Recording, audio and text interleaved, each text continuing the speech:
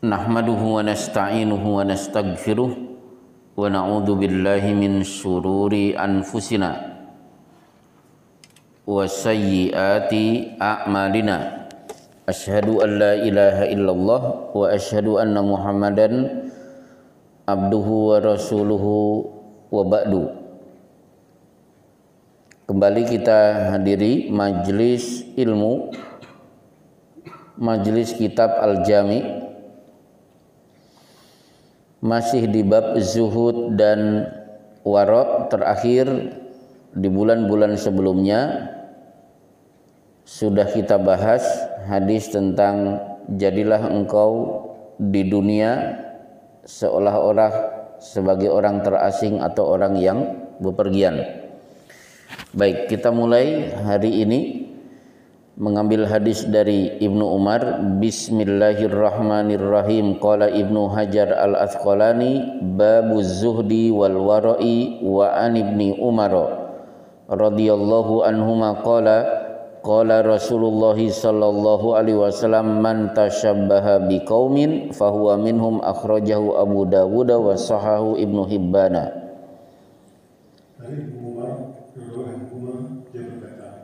Rasulullah SAW bersabda, barang siapa menyerupai suatu kaum, maka dia termasuk golongan mereka.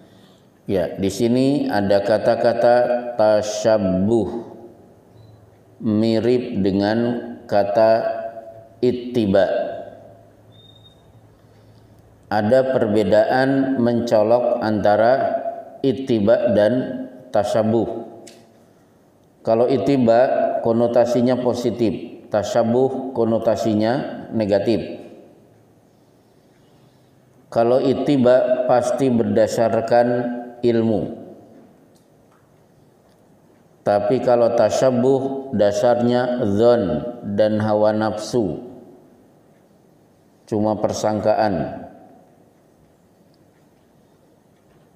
Kemudian kalau ittiba identik dengan sikap mengikuti Rasulullah sallallahu alaihi wasallam. Baru kita bahas tasyabbuh. Tasyabbuh itu dilarang. Satu, dilarang bertasyabbuh kepada sebagian sifat Allah. Jadi tidak semua sifat Allah boleh ditiru. Contohnya, Allah punya nama Al-Mutakabbiru, Allah Maha Sombong. Maka jangan coba-coba menyombongkan diri. Berani menyombongkan diri, la yadkhulul jannata man kana fi qalbihi mithqala dzarratin min kibrin. Tidak akan masuk ke dalam al-jannah orang yang di dalam hatinya ada setitik kesombongan. Jadi sebagian sifat Allah tidak boleh ditiru. Dua, dilarang bertasabuh dengan sebagian sifat malaikat.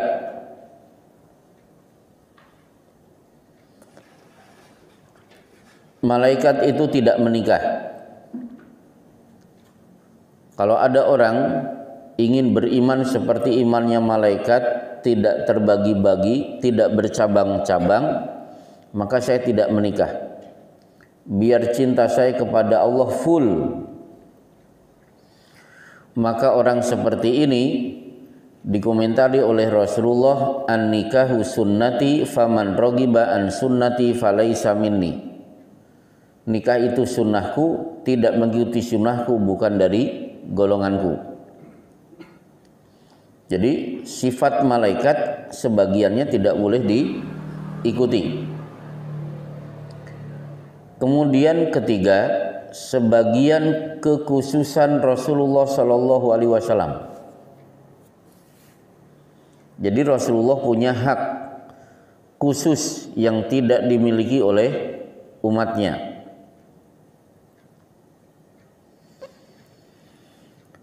Misalnya Rasulullah nikah lebih dari 4, berani menikah lebih dari 4 berarti terkena pasal perzinahan. Mana dalilnya? Kita tidak boleh lebih dari 4 di Bulughul Maram. Ada seorang sahabat namanya Ghailan, "Ya Rasulullah, inni aslamtu wa tahti asyrah minan niswah." Saya masuk Islam dan saya punya 10 istri. Ihtar minhunna arba'an. Pilih 4, lepaskan yang lain. Nah, itu bukti bahwa batas maksimal poligami hanya 4. Oh, saya ingin niru Rasulullah, nggak bisa. Itu kekhususan Rasulullah.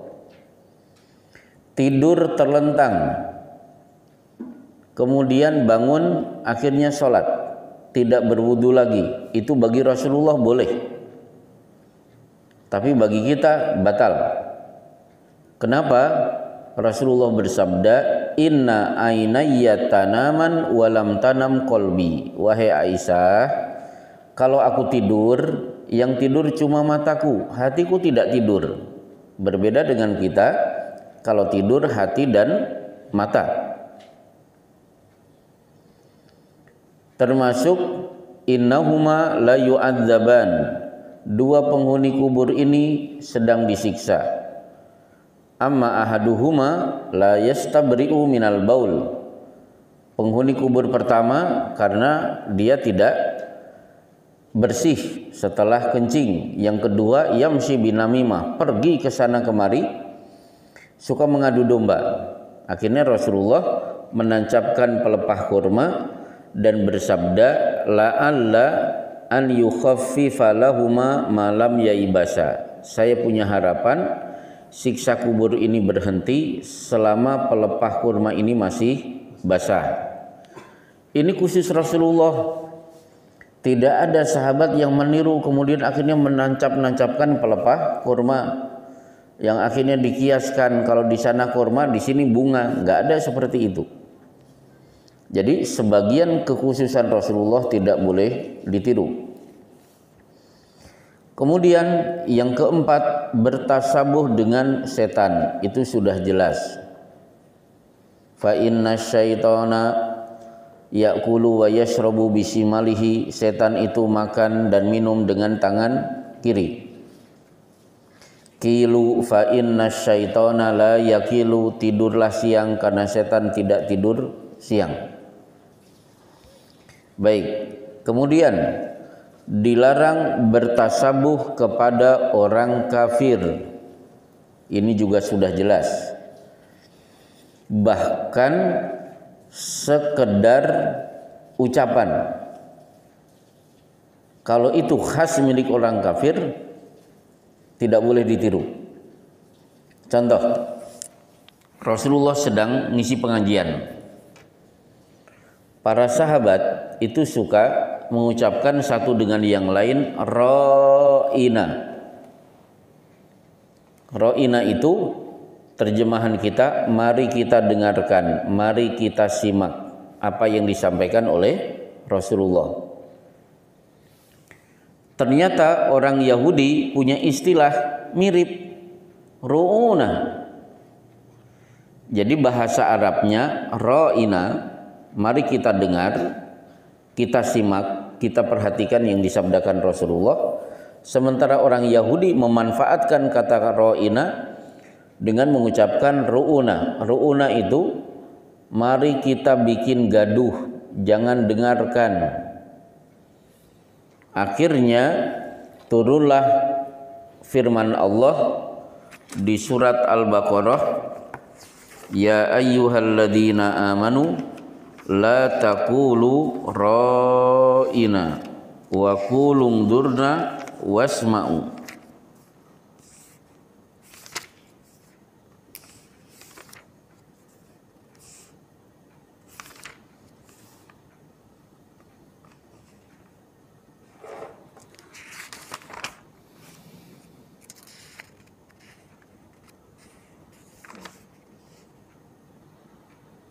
Ayat 104. Hai orang-orang beriman, mulai hari ini jangan ucapkan istilah ra'ina lagi, karena mirip dengan istilah orang Yahudi. Ro'ina artinya bagus, mari kita simak. Ru'una nggak usah didengarkan, bikin aja gaduh biar yang disabdakan Rasulullah tidak tersampaikan. Ganti dengan isma'u. Ro'ina dan isma'u sama. Jadi kata ro'ina sudah tidak boleh dipakai lagi. Maka berarti kita tidak perlu ketika ketemu mengucapkan hello, selamat pagi, karena sudah ada assalamualaikum. Jadi istilah-istilah khas milik orang kafir itu tidak boleh dipakai. Nah, kemudian dilarang bertasabuh kepada sebagian sifat binatang.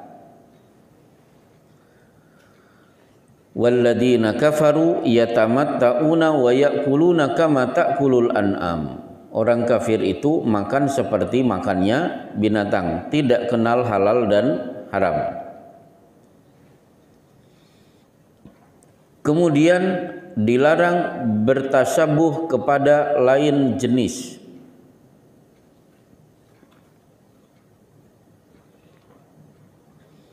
La'anallahu al-mutasyabbihat minar rijal. Allah laknat laki-laki yang niru-niru perempuan. Berarti kemayu, jalannya seperti perempuan, itu tidak boleh. Seperti bencong-bencong, termasuk niru perempuan ketika acara 17 Agustusan, bapak-bapak ikut lomba main bola pakai daster.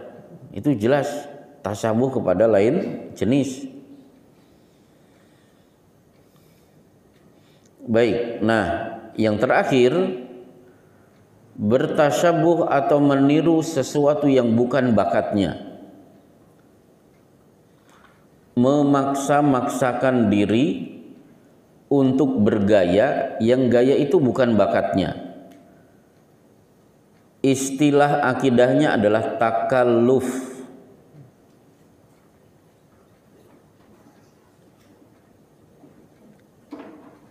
Misalnya melatih diri untuk berceramah meniru gaya ustadz tertentu, sampai harus latihan. Padahal yang penting ceramah itu ilmu, bukan gaya.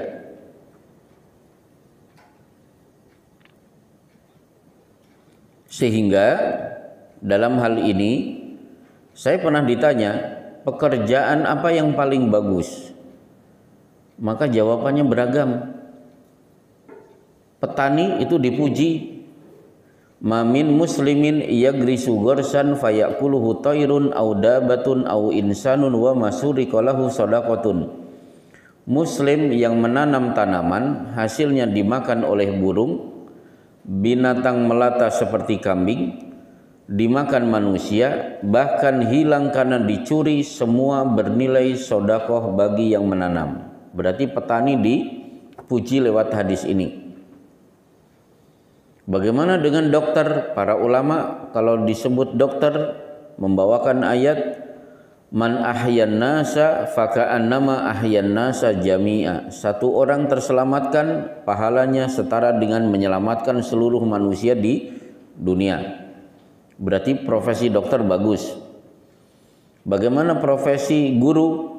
Afdalus shadaqati an yata'allamal mar'u al muslimu ilman thumma yu'allimahu.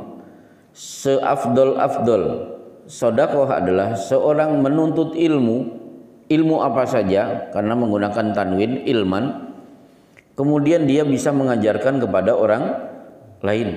Berarti profesi guru disebut sedekah yang paling afdol. Bagaimana dengan pedagang? Ayul kasbi atyab, mata pencaharian apa yang paling thayyib? Kullu bai'in mabrur, setiap transaksi jual beli yang mabrur, bersih dari tipu menipu. Wa amalu rajuli biyadihi, dan seorang bekerja dengan tangannya sendiri, berarti bikin kerajinan, jahit dan lain sebagainya. Dari sini kira-kira pekerjaan apa yang terbaik? Jawabannya kul kullu ya'malu ala syakilatihi, beramalah, bekerjalah sesuai dengan syakilatihi, skill masing-masing. Jadi kalau dia profesinya dokter, jangan banting setir menjadi petani. Udah terbiasa di bawah AC, ruangan tertutup, tiba-tiba harus berada di bawah sinar matahari, bercucuran keringat. Jangan. Dokter panteng sampai mati dia menjadi dokter. Petani mentang-mentang dokter pada kaya raya, akhirnya dia beralih jadi dokter. Kasihan pasiennya. Jadi bekerjalah sesuai dengan syakilatihi, skill masing-masing. Maka secara keilmuan ternyata para sahabat punya spesialisasi keilmuan. Seperti Ibnu Abbas tafsir. Kemudian Abu Hurairah hadis. Halal haram pintunya ada di Mu'ad bin Jabal. Ilmu waris ada di Zaid bin Sabit. Strategi peperangan ada pada Khalid bin Walid. Kemudian Sa'ad bin Abi Waqqas, Usamah bin Zaid, dan Ali bin Abi Thalib. Spesialisasi melerai orang tengkar itu Abu Syureh. Jadi ternyata para sahabat tidak semuanya diambil, dia ambil satu spesialisasi, dia tekuni sampai mati. Nah, termasuk bapak-bapak, bukan ustadz, jangan memaksakan diri. Ada ustadz, bagi saya ya ustadz nggak jelas, borong buku-buku, baca sendiri, ceramah di mana-mana. Itu kan bahaya, karena Rasulullah saja menyampaikan Islam kepada kita itu tidak belajar autodidak, tapi apa? Fa idza qara'nahu fattabi qur'ana thumma inna alaina bayana. Wahai Muhammad, kalau kami bacakan Quran lewat Jibril, dengar, simak, tirukan. Setelah itu, begitu engkau hafal, bagi kamilah akan menyampaikan penjelasan tentang isi Quran yang sudah kamu baca. Berarti Rasulullah mengambil dari Jibril itu bacaan dan tafsirnya. Maka Rasulullah mengingatkan, man fassaral Qur'ana bi ra'yihi fa asaba faqad ahta'a. Berani menafsirkan Quran pakai logikanya, meskipun benar dia tetap berdosa. Jadi gak bisa autodidak. Apalagi Imam Muslim membawakan riwayat al-isnadu minad-din laulal isnadu laqala man syaa ma syaa. Sanad itu cara untuk menjaga keaslian agama ini. Seandainya tidak ada sanad, niscaya siapapun bisa ngomong ini dan itu sekehendaknya. Jadi yang bukan guru jangan banting setir menjadi guru. Nah, itulah beberapa contoh tasyabuh yang dilarang. Baik, sekarang masuk hadis di bawahnya. An Ibni Abbas radhiyallahu anhu qala kuntu khalfan nabi sallallahu alaihi wasallam yauman faqala ya gulam ihfadillaha yahfadka ihfadillaha tajidhu tujahaka wa idza sa'alta fas'alillah wa idza sta'anta fasta'in billahi rawahu Tirmidzi. Dari Imam Abbas radhiyallahu anhu dia berkata, karena pada suatu hari saat aku mewakili Nabi SAW, tiba-tiba beliau bersabda, nah, jagalah Allah, niscaya Allah akan menjagamu. Jagalah Allah, niscaya engkau akan menemukannya di hadapanmu. Jika engkau hendak meminta, maka mintalah kepada Allah. Jika engkau hendak memohon pertolongan, maka mohonlah kepada Allah. Ya, hadis ini tidak ditampilkan utuh, dipotong oleh Ibnu Hajar Al-Asqalani. Jadi anak kecil namanya Ibnu Abbas. Jadi Ibnu Abbas itu sahabat junior. Rasulullah wafat usianya menjelang balik, berarti belum balik, berarti masih kecil. Nah, ketika sedang berboncengan di belakang Rasulullah, tidak disebutkan unta atau keledai. Kalau di kitab Tauhid Mu'ad bin Jabal kan jelas dibonceng oleh Nabi di atas keledai. Kalau ini tidak disebut. Ternyata Rasulullah memanfaatkan jalan-jalan berdua dengan Ibnu Abbas untuk menyampaikan ilmu.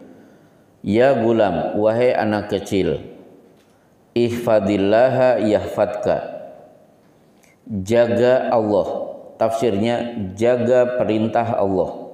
Niscaya Allah akan menjagamu.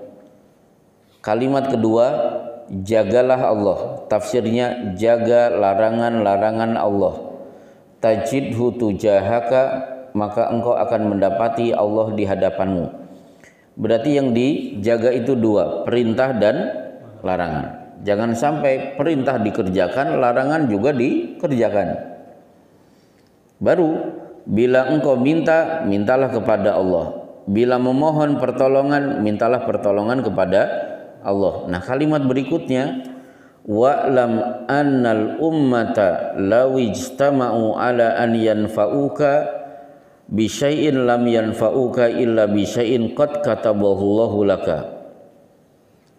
Ketahuilah bahwa seluruh manusia di dunia sepakat bahu-membahu kompak mendatangkan manfaat kepadamu, niscaya manfaat itu tidak engkau dapatkan kecuali manfaat yang sudah ditetapkan oleh Allah untukmu. Contohnya apa? Contohnya misalnya Pak Harto sakit. Dokter-dokter yang sudah spesial, profesor-profesor diturunkan untuk menangani Pak Harto. Ada 6 atau 7. Yang bagian jantung sendiri, yang bagian usus sendiri, lambung sendiri.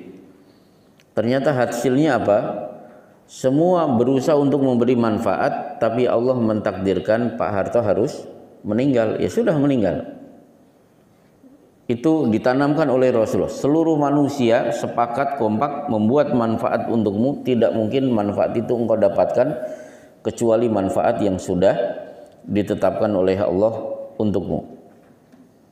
Nah, kalimat terakhir, wa'lam annal ummata, ingatlah seandainya seluruh umat di dunia ini lawistama'u ala an yadurruka bi syai'in lam yadurruka illa bi syai'in qad katabahu Allahu 'alaika. Kalau mereka sepakat dan kompak untuk mencelakakan kamu, kamu tidak usah takut. Tidak mungkin engkau celaka kecuali kecelakaan yang sudah ditetapkan oleh Allah untukmu. Contohnya siapa? Contohnya Ibrahim. Seluruh negeri sepakat ini harus dibakar. Bahkan Ibrahim sudah ada di atas kayu. Kayu terbakar, Ibrahim selamat. Besoknya Raja Namrud mati. Kemudian siapa lagi? Fir'aun. Semua bayi harus dibunuh, disembelih. Dibunuh dengan cara disembelih. Ternyata Musa selamat, bahkan dibesarkan di sana Fir'aun. Siapa lagi? Rasulullah, rumah sudah dikepung, kok tidak ada yang mendobrak pintu? Padahal harusnya Rasulullah tertangkap malam itu. Akhirnya kalimat ini ditutup, rufi'atil aqlam wa jaffati suhub, pena untuk menulis takdir sudah diangkat, tinta sudah kering, berarti takdir sudah tidak bisa dirubah. Baik, itu intisari nasihat Rasulullah kepada Ibnu Abbas. Baru di bawahnya, wa an Sahal ibni Sa'ad radhiyallahu anhu qala jaa rajulun ila Nabi sallallahu alaihi wasallam faqala ya Rasulullah dullani ala amalin idza amiltuhu ahabbani Allah wa ahabbani an-nas. Faqala ishad fid dunya yuhibbukallah washhad fima indan nasi yuhibbukan nasu. Rawahu Ibnu Majah wa ghairuhu wa sanaduhu hasan.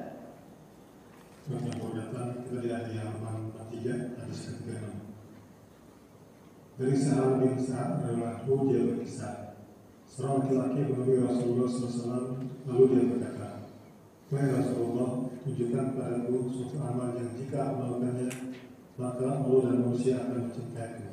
Dia bersabda, turunkan kamu kepada dunia, niscaya Allah akan mencintaimu. dan berjuang dalam terhadap kepunyaan manusia, niscaya manusia akan mencintai. Ya, jadi sahabat ini pengennya dicintai oleh Allah, juga disukai oleh orang. Baik, sekarang saya bagi. Yang pertama, ada orang yang dicintai oleh Allah tapi dibenci oleh manusia.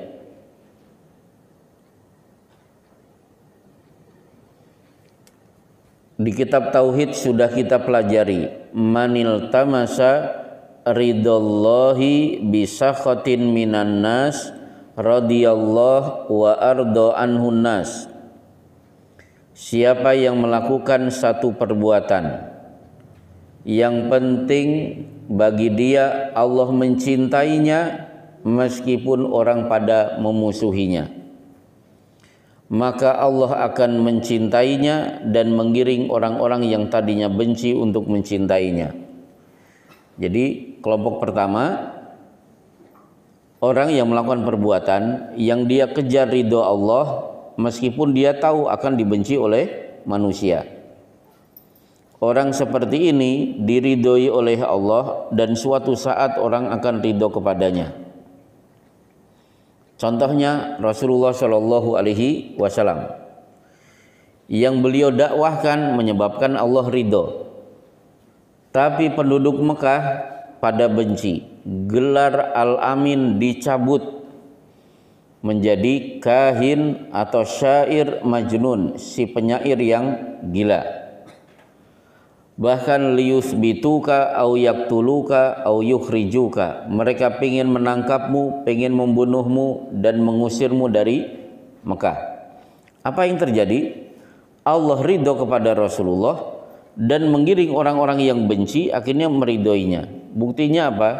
Para pembenci lambat laun akhirnya hatinya luluh, kemudian dapat hidayah, kemudian mengucapkan dua kalimat syahadat. Umar bin Khattab, Amru bin As, Hindun, Abu Sufyan, Khalid bin Walid. Itu diantara orang-orang pembenci luar biasa. Baik. Bahkan saking ridhonya Allah, Allah pun menurunkan ayat wa rafa'na laka dzikrak. Wa rafa'na, kami angkat derajatmu wahai Muhammad, laka dzikrak, dengan cara namamu akan disebut-sebut tanpa henti. Siapa orang yang hari ini namanya tiap hari disebut-sebut tanpa henti? Muhammad. Saat adzan, saat iqamat, duduk tahiyat, khatib tidak lupa membaca syahadat dan sholawat. Tiap hari disebut nama Muhammad Sallallahu Alaihi Wasallam. Baik, nomor kedua, manil tamasa ridon nas bisakhatin minallah. Melakukan perbuatan yang penting orang senang, tidak peduli Allah murka. Jadi dia melakukan satu perbuatan yang dia kejar, yang penting orang senang, tidak peduli dibenci oleh Allah. Orang seperti ini sakhitallah wa askhata alaihin nas. Allah murka dan akan menggiring orang-orang yang tadi senang membencinya. Contohnya Abu Lahab. Abu Lahab itu di garda terdepan memusuhi Rasulullah Shallallahu Alaihi Wasallam, dan dia mendapatkan pujian khusus dari masyarakat Quraisy. Hebat, betapa beraninya Abu Lahab memusuhi Rasulullah. Apa yang terjadi? Allah murka dan akhirnya orang-orang yang selama ini mencintainya tiba-tiba meninggalkannya ketika setelah perang Badar Abu Lahab terkena penyakit mirip dengan penyakit taun, sekujur tubuhnya keluar nanah. Jangankan tetangga, dia juga ternyata ditinggalkan istri dan anaknya. Hingga akhirnya mati. Tidak ada yang mau menguburkan jasadnya, tapi karena sudah beberapa hari sudah membuat bau busuk, Akhirnya anaknya mengajak beberapa tetangganya untuk menyodok-nyodok pakai kayu jasad Abu Lahab. Akhirnya ada lubang, dimasukkan ke dalam lubang, kemudian dilempari dengan batu. Dan lokasi itu diperkirakan di WC 3, di WC depan Bukit Marwah. Kalau Bapak Mas Prapto masih ingat Bukit Sofa? Masih ingat? Ketika Bukit Marwah kan selesai, keluar. Kalau keluar kan banyak yang ngajak gunting rambut, ya. Di depannya ada WC. Jangan-jangan habis itu ke toilet. Kalau ke toilet pasti langsung ingat. Nah, disitulah kira-kira lokasi di mana Abu Lahab dikubur. Siapa yang kencing di situ berarti ngencingi Abu Lahab. Itulah Abu Lahab. Perbuatannya membuat orang senang, tapi Allah murka. Akhirnya Allah murka, dan orang yang menyenangi dia, menyukai dia, suatu saat murka, tidak ada simpati, sampai akhirnya matinya mengenaskan. Sakit tidak ada yang mau merawat, bahkan istri dan anaknya pun meninggalkannya. Nah, kalau ini dia pengen dicintai oleh Allah, juga dicintai oleh manusia. Oh, caranya apa?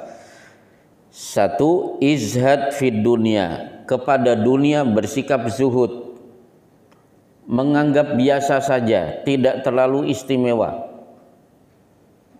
Karena wal akhiratu khairu wa abqa, akhirat itu jauh lebih kekal. Saya berikan contoh. Jadi zuhud terhadap dunia itu menanamkan keyakinan karena akhirat lebih mulia daripada dunia. Saya beri contoh. Transaksi jual beli ada yang diberi istilah namanya iqalah. Bagi para pedagang kalau bisa paham istilah iqalah. Hadisnya berbunyi, man aqala musliman aqalallahu athratahu yaumal qiyamah. Siapa yang melakukan iqalah dalam transaksi jual beli sesama muslim, maka dosa-dosanya dihapus pada hari kiamat. Apa itu iqalah? Misalnya istri saya pergi ke toko baju, ingin membelikan baju untuk saya. Udah, akhirnya istri saya beli baju dengan merek dan warna kesukaan saya. Berapa Pak ini? 300.000. Istri saya membayar 300.000, duit diterima si pedagang. Pulanglah istri saya ke rumah. Ternyata istri saya melihat saya sedang berdiri di depan kaca mencoba baju baru. Ternyata merek dan warnanya sama. Yang tadinya bikin kejutan, akhirnya yang terkejut istri saya. Akhirnya diam-diam istri saya keluar, kemudian kembali ke toko baju tadi. Pak, maaf Pak, ternyata baju seperti ini sudah dibeli suami saya, boleh tidak saya kembalikan?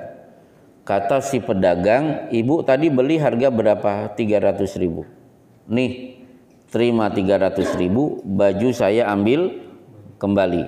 Itu disebut dengan iqalah. Orang yang melakukan iqalah, balasannya seluruh dosanya terhapus.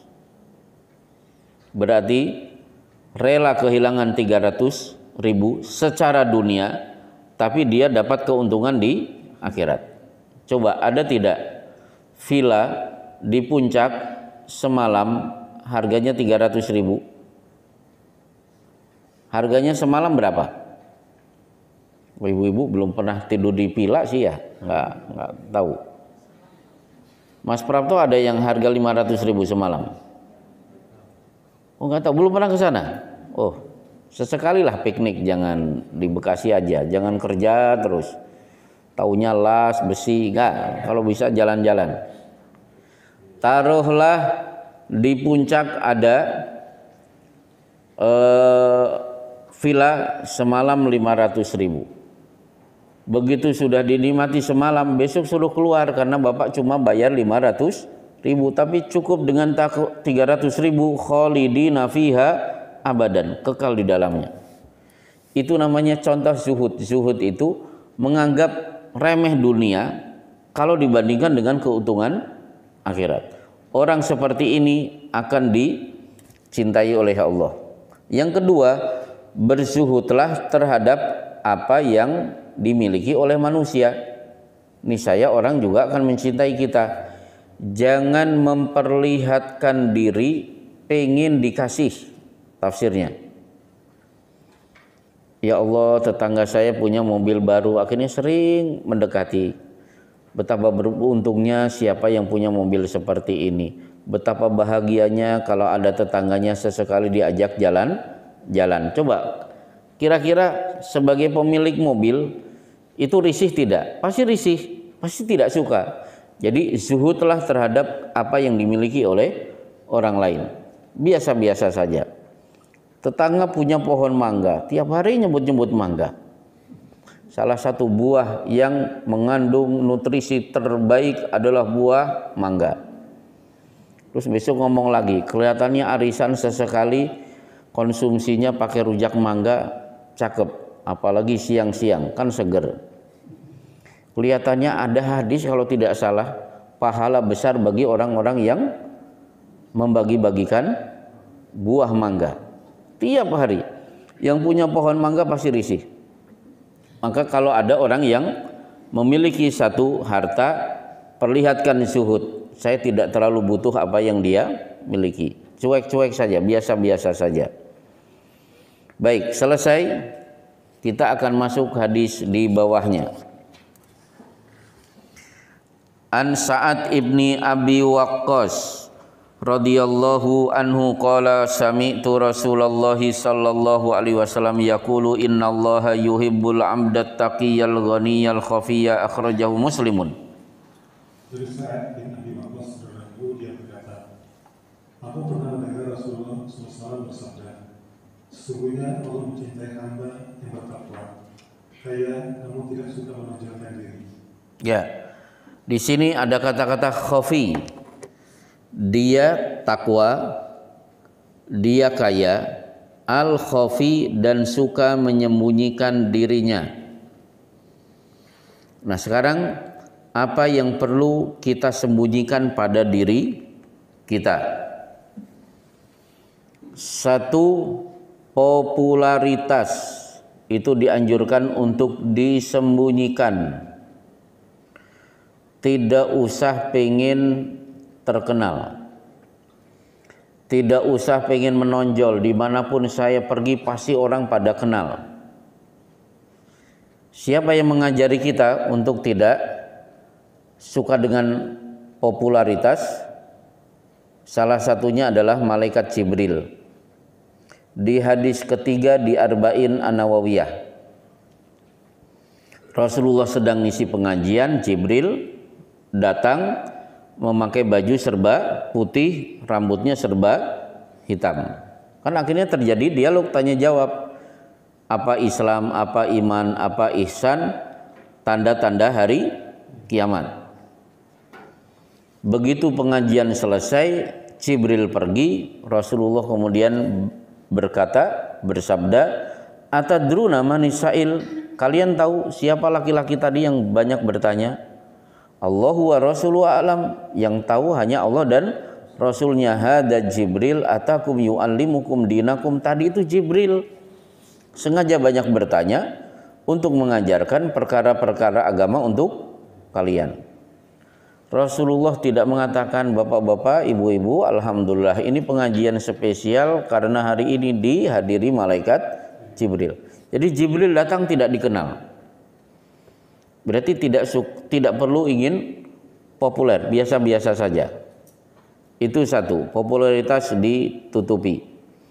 Apalagi salah satu orang yang doanya mustajab adalah ruba ath akbar madfu'un bil abwab lau aqsama 'alallahi la abarahu. Boleh jadi rambut murat-marit, kaki dekil, penampilan tidak menarik, Kalau bertamu mengetuk pintu, tidak ada yang tertarik membukakan pintu untuknya. Dia ada, dianggap tidak ada, dia pergi, tidak ada yang merasa kehilangan, mencari-cari. Tapi kalau dia sudah bersumpah menyebut nama Allah, Allah akan kabulkan semua kalimat yang keluar dari lisannya. Yang kedua, amal soleh dianjurkan ditutupi. Contohnya apa? Hatta la ya'lama shimaluhu ma yunfik yaminuhu, hingga tangan kanan memberi, tangan kiri tidak tahu. Wa in tukhfuha wa tu'tuhal fuqara fahuwa khairul lakum. Kalau kalian sedekah sembunyi-sembunyi, itu cara yang paling baik. Itu dua. Kemudian problem hidup itu dianjurkan untuk ditutupi. Innama ashku bathi wa husni ilallah. Aku hanya mau mengadu kesedihanku cukup kepada Allah. Jadi Yakub punya prinsip tidak ada curhat kepada orang lain, cukup mengadunya kepada Allah. Di Riyadhus Shalihin, tuwfiya Rasulullah wa dir'uhu marhunatun inda Yahudiyin fi 30 sa'an min sa'ir. Rasulullah wafat sementara baju besi beliau tergadaikan pada orang Yahudi untuk mendapatkan pinjaman 30 sok gandum. Jadi pagi-pagi Rasulullah mengecek rumah-rumah istri beliau, ternyata tidak ada gandum. Berarti istri-istriku pagi ini tidak ada yang sarapan. Akhirnya karena beliau tidak punya duit, diam-diam nenteng baju besi, yang tahu cuma Aisyah, diberikan sebagai jaminan untuk mendapatkan pinjaman 30 sok gandum. Kapan diceritakan oleh Aisyah? Jauh setelah Rasulullah wafat. Kenapa Rasulullah tidak nenteng-nenteng baju besi kepada Abdurrahman bin Auf atau Sa'ad bin Rabi atau Abu Thalhah, sahabat-sahabat yang kaya? Karena ifah, ingin menyembunyikan problem hidup. Karena kalau Rasulullah mau bawa baju itu, baju besi itu kepada toko Muslim, taruhlah pemilik tokonya Pak Prapto, saya yakin Pak Prapto tidak akan tega, punya Nabi kelaparan. Ya Rasulullah, silahkan pulang, nanti 1 truk gandum akan saya kirim gratis. Dan itulah Rasulullah, tidak ingin orang tahu. Contoh lagi Abu Hurairah, belum makan, lapar, tapi jalannya seperti orang yang baru makan. Meskipun di Riyadhus Shalihin di bab Fadlul Ju', keutamaan lapar, ternyata akhirnya ujung-ujungnya Abu Hurairah pingsan. Tidak ada yang tahu kalau Abu Hurairah belum makan kecuali karena pingsan. Seandainya pingsan, orang tidak akan tahu. Kemudian aib diri sendiri dan orang lain itu dianjurkan ditutupi. Kullu ummati mu'afa illal mujahirin. Semua umatku pasti aku ampuni kecuali yang ngomong-ngomong. Jadi yang melakukan perbuatan dosa itu kalau sudah terlanjur, yakin tidak ada yang tahu, tidak boleh ngomong-ngomong. Maka ada anggota pengajian kita terpeleset, akhirnya berzina. Zinanya juga dengan aktivis pengajian. Saya tanya, istri Anda sudah tahu? Belum tahu. Sudah cerita sebelum ini kepada yang lain? Belum. Cukup saya pertama dan terakhir, Anda tidak boleh cerita pada orang lain. Segera pulang, sholat tobat, dan tingkatkan amal untuk menutupi perbuatan dosa Anda, dan jangan coba-coba cerita-cerita kepada siapapun. Karena kullu ummati mu'afa, semua umatku pasti akan diampuni, illal mujahirin, kecuali yang ngomong-ngomong. Jadi membocorkan aib sendiri itu tidak boleh. Termasuk aib saudara sesama muslim. Man satara musliman satarahullahu yaumal qiyamah. Siapa yang menutupi aib sesama muslim, Allah akan tutupi aib-aibnya pada hari kiamat. Bahkan berkenaan dengan aib, kenapa siksa kubur tidak diperdengarkan? Ini Syekh Muhammad Shalih Utsaimin menerangkan, di Syarah Aqidah Wasithiyah. Siksa kubur kenapa kita tidak mendengar? Satu, demi kenyamanan orang hidup. Kalau penghuni kubur disiksa, teriakannya kedengaran, kan kasihan orang yang rumahnya dekat kuburan. Itu satu.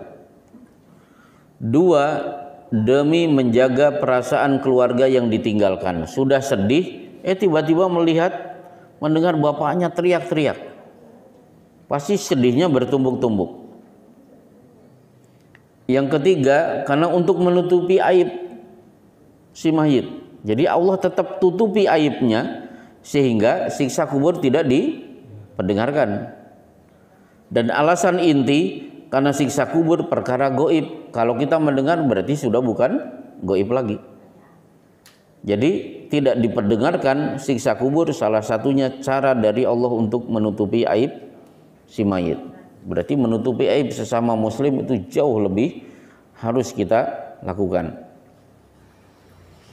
Nah, di sini sesungguhnya Allah itu mencintai hamba yang bertakwa, hamba yang kaya. Sebenarnya bukan kaya, bisa saja terjemahan Al-Ghani, merasa cukup hanya kepada Allah saja, tidak butuh bantuan orang. Al-khafiyah, yang suka menyembunyikan dirinya, tidak ingin populer. Satu hadis lagi. An Abi Hurairah radhiyallahu anhu qala qala Rasulullah sallallahu alaihi wasallam min husni islamil mar'i tarkuhu ma la ya'nihi. Diriwayatkan dari Abu Hurairah berkata, Rasulullah SAW bersabda, termasuk pertanda baiknya keislaman seseorang adalah ditinggalkannya oleh sesuatu yang tidak menjadi bagian tujuan hidupnya. Ya, tanda bagusnya Islam seseorang kalau dia meninggalkan sesuatu yang tidak bermanfaat untuknya. Contoh, kemarin 3 hari yang lalu ada jamaah bertanya, kalau saya ziarah ke makam ibu saya selalu mencium batu nisannya, boleh atau tidak? Saya jawab, ketika Anda mencium batu nisan dari kuburan ibu Anda, itu bermanfaat tidak buat si mayit? Jawaban dia, oh nggak bermanfaat. Terus yang kita lakukan bermanfaat buat si mayit apa? Ya doa. Ya sudah, doa itu. Kemudian saya bacakan hadis ini. Baiknya Islam seseorang meninggalkan sesuatu yang tidak bermanfaat bagi dirinya. Kalau mencium kuburan itu tidak mendatangkan manfaat bagi si mayit, gak usah dilaksanakan. Berarti membeli bunga, menyiram bunga di atas kuburan. Mayit senang tidak? Gak ada keterangan diuntungkan dengan menyiram bunga, gak ada. Berarti tidak usah.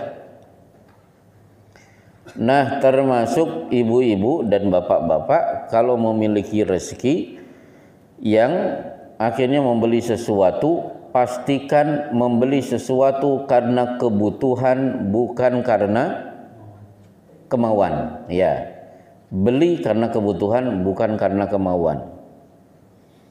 Karena apa? Kalau kemauan biasanya ujung-ujungnya tidak bermanfaat, dan itu malah menambah daftar pertanyaan dari Allah nanti pada hari kiamat. Karena banyak orang yang bertambahnya harta malah bertambah yang dia beli. Tujuannya apa? Dapat pujian dari orang lain. Padahal bertambahnya harta, tambah sedekahnya biar dapat pujian dari Allah. Itu keren. Daripada menambah harta tapi menambah sesuatu yang harus dibeli sekedar mengejar target orang pada kagum. Jadi pastikan semua perbuatan yang kita lakukan bermanfaat. Tafsirnya apa? Bermanfaat di dunia dan bermanfaat bagi akhirat. Jadi asas manfaat itu yang kita lakukan. Baik. Kelihatannya cukup. Ada pertanyaan seputar kajian atau di luar pembahasan? Mas Parapto yang karyawannya yang nikah itu Mana? Masih kerja? Masih. Tapi nggak kelihatan. Ya, silahkan. Satu. Nabi kan mencontohkan setelah sholat subuh baca doa Allahumma inni as'aluka ilman nafi'an. Ya. La ilaha illallah wa la syarika lahu wa lahu mulku wa yumiitu wa huwa ala kulli syai'in qadir 10 kali.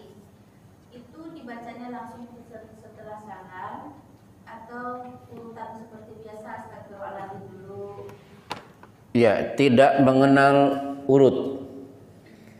Misalnya astagfirullah, astagfirullah, astagfirullah, Allahumma antas salam sampai akhirnya subhanallah 33, ayat kursi dan lain sebagainya. Begitu selesai kita pergi sambil jalan sambil la ilaha illallah wahdahu la syarikalah lahul mulku wa lahul hamdu wa huwa ala kulli syai'in qadir. Sebenarnya 10 cukup, tapi 100 jauh lebih bagus. Karena akan dijamin tidak akan diganggu oleh makhluk manapun. Seperti Syekh Abdul Wahid Abdus Salam Bali. Beliau terkenal pandai meruqyah. Ketika meruqyah pasien, ternyata setannya mau keluar dengan syarat izinkan saya masuk ke tubuh Anda. Akhirnya syekhnya mempersilahkan. Betul, pasiennya sehat, ternyata setan setengah mati tidak bisa menembus tubuh Syekh Abdul Wahid. Akhirnya Syekh Abdul Wahid bertanya, kenapa engkau tidak bisa masuk? Bagaimana aku bisa masuk? Engkau selalu membaca la ilaha illallah wahdahu la syarikalah lahul mulku wa lahul hamdu wa huwa ala kulli syai'in qadir ba'da subuh 100 kali. Maka beliau bertakbir Allahu Akbar. Itulah yang diajarkan oleh Rasulullah, man qala la ilaha illallah wahdahu la syarikalah lahul mulku wa lahul hamdu wa huwa ala kulli syai'in qadir mi'ata marrah. 100 kali dia tidak dijamin tidak akan terkena gangguan jin. Nah, silahkan bagi yang mengamalkan ini bisa dicek. Nanti nantang tukang santet, ayo silahkan santet saya. Tidak mesti urut, sambil sambil nyapu, sambil masak, sambil ngepel nggak masalah. Itu bagian dari zikir pagi. Yang penting sebelum matahari terbit. Semua zikir tidak mesti harus duduk.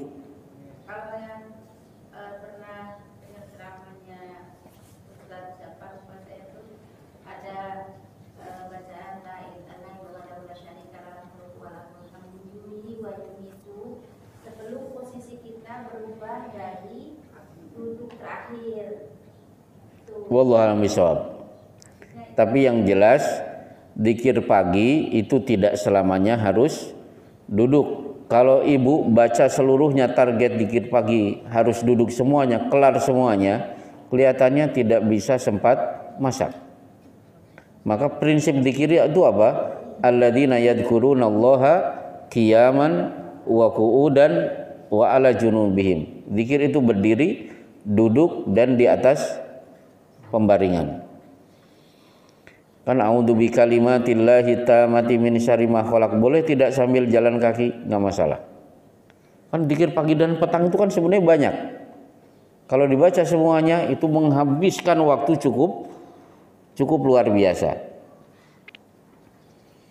Baik, ada yang lain? Ada yang dari kertas.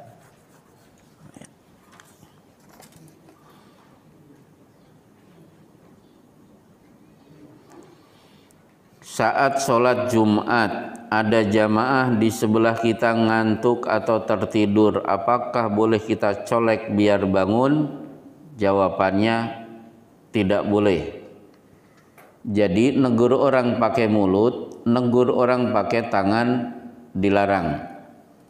Mana dalilnya? Man qala lahu ansit fala jumu'ata lahu. Siapa yang menegur temannya yang sedang ngobrol, diem, dia juga tidak mendapatkan fadilah Jumat. Yang kedua, melakukan gerakan itu juga tidak boleh. Waman massal hasa faqad lago. Siapa yang menyimak khutbah sambil memegang-megang pasir, dia juga telah sia-sia. Jadi dalam situasi khotib sedang berkhutbah tidak ada amar ma'ruf dan nahi mungkar. Yang berhak melakukan amar ma'ruf nahi mungkar adalah khotib. Dalilnya ada sahabat masuk langsung duduk, beliau memotong khutbahnya, as-shalaita rakaataini, sudah sholat 2 rakaat belum? Kum fasholli rakaataini, ayo berdiri dulu sholat 2 rakaat. Berarti boleh khatib menegur jamaah yang ngantuk. Bagaimana orang yang ngantuk? Falyatahawwal min majlisihi, pindah tempat dari tempat duduknya, pindah ke tempat lain, karena dengan gerakan maka otomatis silangnya akan sedikit hilang. Jadi tidak ada colak-colek. Baik, ada yang lain? Mas Prapto. Udah, ibu-ibu, ada yang bertanya? Ya. Assalamualaikum Ustaz. Waalaikumsalam warahmatullahi. Saya mau nanya tentang kematian ya. Jadi kan ya manusia mesti selalu mengingat kematian Oh. supaya makin sedikit hasad dan dengkinya di dunia. Nah, waktu itu saya sempat membahas tentang kematian ini ke ibu bapak saya sama kakak-kakak saya gitu kan.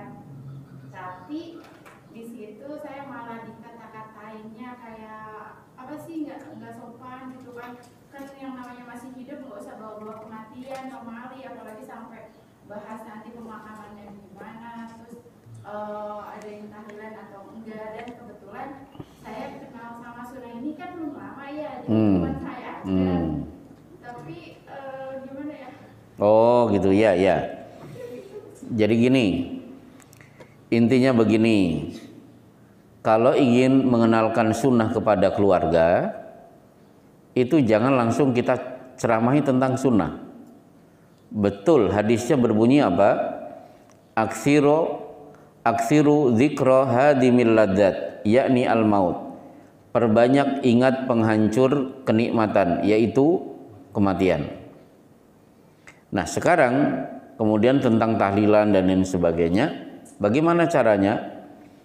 Caranya adalah ajak orang tua kita senang dengan majelis taklim. Kalau orang senang dengan majelis taklim, akhirnya apa? Datang pertama, datang kedua, ketiga, akhirnya tersentuh, lama-lama mengenal sunnah dengan baik. Jangan ujuk-ujuk langsung menerangkan, karena kadang-kadang orang tua itu punya sisi gengsi, terus diajari oleh anak, mungkin tidak berkenan. Saya punya anggota pengajian, baru sekali ngaji sudah saya diajak jalan-jalan. Akhirnya saya juga ngajak yang lain naik mobil.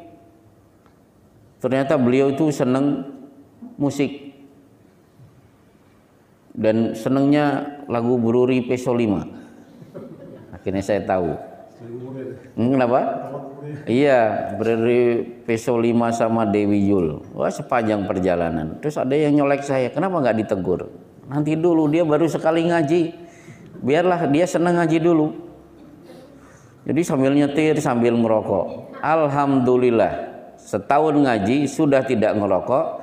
Kaset-kaset itu semua sudah dibuang semuanya.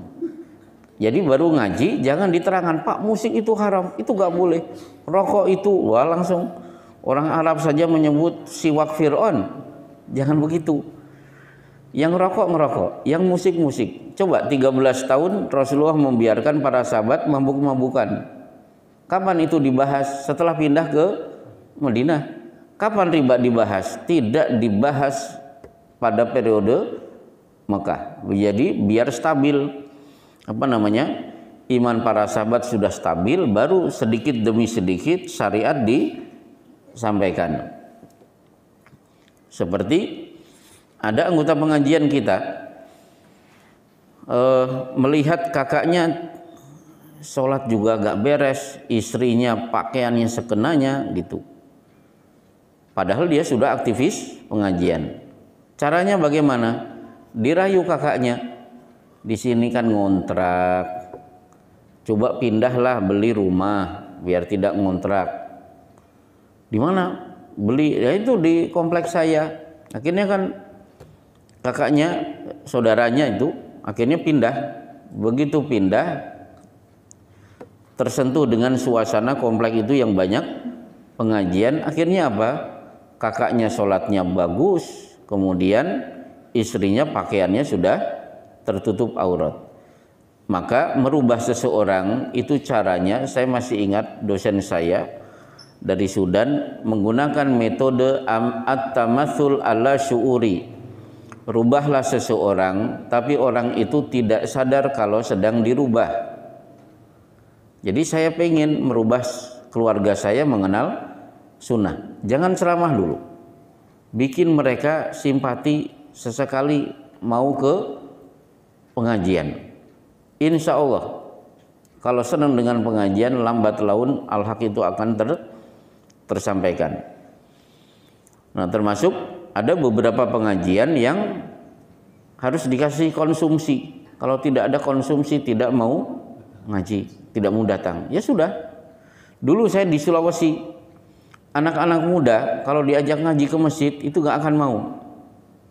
Saya lihat hobinya apa? Ternyata hobinya main bola. Akhirnya saya ikut main bola bersama mereka. Nah, main bola selesai, minum-minum, saya ceramah dulu 10 menit. Ternyata dengan cara seperti itu mereka suka daripada pengajian resmi di masjid. Harus duduk, harus rapi.